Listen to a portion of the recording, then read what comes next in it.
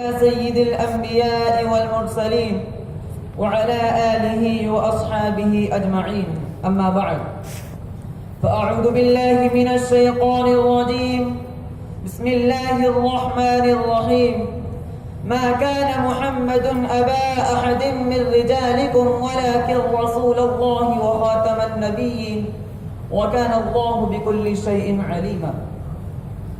وقال النبي صلى الله عليه وسلم: إنه سيكون في أمتي كذابون 30 كلهم يزعم أنه نبي وأنا خاتم النبيين لا نبي بعدي، أو كما قال عليه الصلاة والسلام.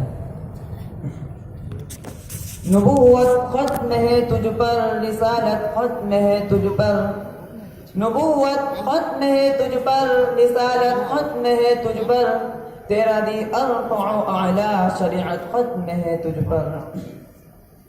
میر کارواں، مؤقر جس صاحبات، مہمانان اعزام اور عزیز ساتھیوں، آپ سبھی حضرات جانتے ہیں کہ اللہ تعالیٰ نے انسان کو پیدا کیا اور پیدا کر کے یوں ہی چھوڑ نہ دیا، بلکہ اس کی رشد و ہدایت کے لیے کم و بیش 1,24,000 انبیاء علیہ السلام کو بھیجا. اور یہ سلسلہ حضرت آدم علیہ السلام سے شروع ہوا اور امام الانبیاء خاتم النبیین والمرسلین جناب محمد صلی اللہ علیہ وسلم پر ختم ہوا. اللہ تعالیٰ نے ختم نبوت کا تاج جناب محمد صلی اللہ علیہ وسلم پر رکھا اور رہتی دنیا تک کے لوگوں کے لیے بتا دیا کہ اب نبوت کا سلسلہ بند، اب کوئی نیا نبی نہیں آ سکتا.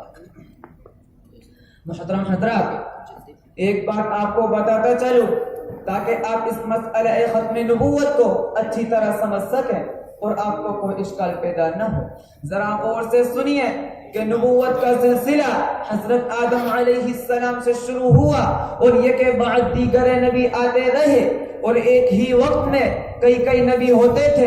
آخر میں ہمارے پیغمبر جناب محمد صلی اللہ علیہ وسلم تشریف لائے، جس کے متعلق قرآن اعلان کرتا ہے: اليوم اکملت لکم دینکم واتممت علیکم نعمتی ورضیت لکم الاسلام دینا ان الدین عند اللہ الاسلام. اب نبوت کا سلسلہ مکمل، اب نبوت کی عمارت مکمل، اب دین اسلام کامل و مکمل، اب اللہ کی نعمت مکمل، اب اللہ کے نزدیک پسندیدہ دین اسلام ہے.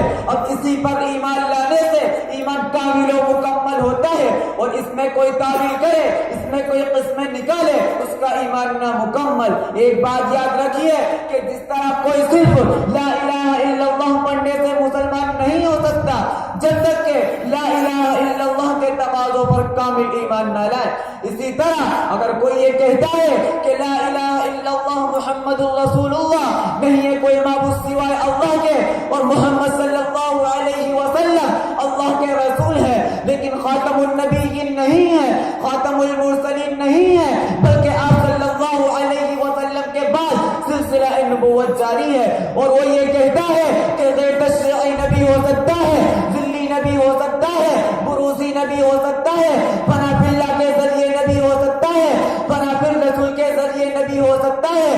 ایسا عاشقان رکھنے کے بارے میں ہم ڈنکے کی چوٹ پر کہہ سکتے ہیں کہ ہر کس کو کامل ایمان والا نہیں ہو سکتا، اس لیے کہ لا الہ الا اللہ محمد رسول اللہ کا تقاضا یہ ہے کہ جس طرح اللہ کے علاوہ کوئی معبود نہیں، اسی طرح محمد صلی اللہ علیہ وسلم کے بعد کوئی نبی نہیں.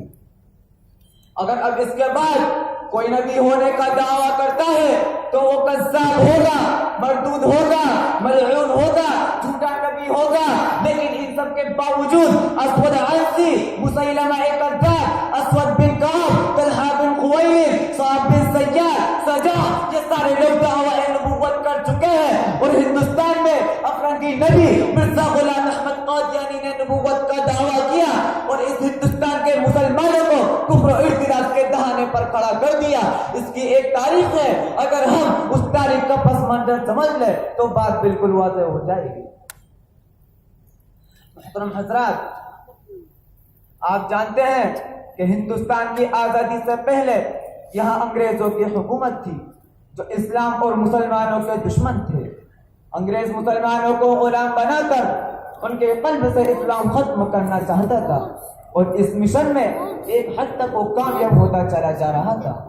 لیکن جب غیرت مند مسلمان بیدار ہوئے اور حضرت سید احمد شہید بریلوی رحمت اللہ علیہ اور شاہ اسماعیل شہید دہلوی رحمت اللہ علیہ نے سن عیسوی 1857 میں مسلمانوں کے قلب میں جذبہ جہاد پیدا کیا اور انگریزوں نے مسلمانوں کے جذبہ جہاد کو دیکھا، مسلمانوں کے اتحاد و اتفاق کو دیکھا تو فکر مند ہوا، سوچنے لگا کہ کل یہ مسلمان یا علماء متحد ہو کر ہمارے خلاف میدان میں آ سکتے ہیں، ہمارے خلاف بھی جہاد کا اعلان کر سکتے ہیں. اس لیے ضروری ہے کہ کوئی تدبیر کی جائے جس سے مسلمان کبھی متحد نہ ہو سکے اور کبھی ہمارے خلاف میدان میں نکل نہ سکے.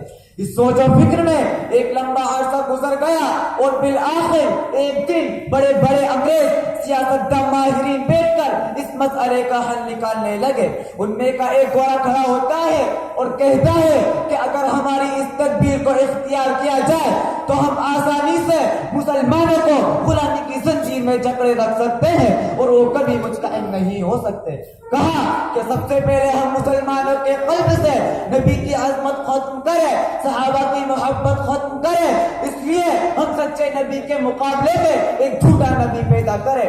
سارے کے سارے لوگوں نے اس تدبیر پر ہاں کی آوازیں لگائی، بلکہ ایک انگریز خود لکھتا ہے کہ ہم نے جھوٹے نبی کی تلاش میں ہندوستان کی گلی گلی، گاؤں گاؤں، شہر شہر کا چکر لگایا لیکن کوئی نہیں ملا جو نبوت کے دعویٰ کے لیے تیار ہو. کوئی مسلمان اس کام میں ہمارا ساتھ دینے کے لیے تیار نہ ہوا، لیکن ایک انسان ملا جو وقتوں کا مارا، نصیبوں کا ہارا، جس کی مہار شیطان نے تھام رکھی تھی، جس کو دنیا آج مسیلمہ پنجاب مرزا غلام احمد قادیانی سے جانتی ہے. آگے انگریز لکھتا ہے کہ مرزا قادیانی اس کام کے لیے تیار ہو گیا اور ہمارے بڑے افسر کے سامنے حاضر ہوا تو اس کی بدصورتی بدشکلی کو دیکھ کر منہ پھیر لیا کیونکہ اس کی شکل بگڑی ہوئی تھی. انگریز کہنے لگا کہ اس کی بدصورتی کو دیکھ کر لوگ نبی کیسے تسلیم کریں گے، کیونکہ نبی تو حسین و جمیل ہوتا ہے، خوبصورت ہوتا ہے، جسے دیکھ کر لوگ ایمان لاتے ہیں، دشمن دوست بن جاتے ہیں. لیکن انگریز کیا کرتا، بالآخر اسی ملعون بدشکل انسان کو اپنی جھوٹی نبوت کا تاج پہنا دیا. عزیز دوستو، دل پر ہاتھ رکھ کے فیصلہ کیجئے اور مرزا قادیانی کے منہ پر تماچا ماریے، کیونکہ اگر اطاعت خدا بندی اور اطاعت رسول کے ذریعے سے، بنا باللہ و بنا بالرسول کے ذریعے سے اگر کسی کو نبوت مل سکتی تھی تو ابو بکر صدیق کو ملتی، عمر فاروق کو ملتی، عثمان غنی کو ملتی، حضرت علی کو ملتی، طلحہ و زبیر کو ملتی، بلال حبشی رضی اللہ عنہم کو ملتی. ہمیں بتائیے کوئی قادیانی جبکہ صحابہ کرام فنا باللہ و فنا بالرسول، عبادت و ریاضت، زہد و تقوی کا درجہ کمال حاصل کر لینے کے بعد بھی نبی نہیں ہو سکے تو یہ مرزا قادیانی جو جھوٹ بولتا تھا، جو عشق کرتا تھا، جو مقدمہ بازی کرتا تھا، جو شراب پیتا تھا، جو گالیاں دیتا تھا، جو جوان لڑکیوں سے خدمت دیتا تھا، کیا یہی فنا باللہ کا درجہ ہے؟ یہ عبادت و تقوی کا درجہ ہے؟ ہرگز ہرگز نہیں. لہذا آپ کہنے دیجئے مرزا اپنی زبان میں جھوٹا کذاب ہے، اس کی نبوت جھوٹی ہے، یہ انگریزوں کا نبی ہے، اللہ کا نبی نہیں، مسلمانوں کا نہیں، بلکہ دشمن اسلام کا نبی ہے، شیطانوں کا نبی ہے. محترم حضرات، یہ مرزا قادیانی کی نبوت کی ایک جھلک تھی اور ایک تاریخ تھی. اس مرتد اور زندیق متنبی سے ہر مسلمان کو بچنا ضروری ہے. اللہ تعالی ہم سب کو ختم نبوت پر ثابت قدم رکھے اور مسیلمہ ہند مرزا قادیانی کے ارتداد و کفر سے مسلمانوں کو بچائے. آمین. کسی نے کیا ہی خوب کہا ہے، نہیں ہے باپ کرچے تو کسی بھی مرد کا، لیکن نہیں ہے باپ کرچے تو کسی بھی مرد کا، لیکن تمہارے انبیاء شان رسالت ختم ہے تجھ پر، وما علینا الا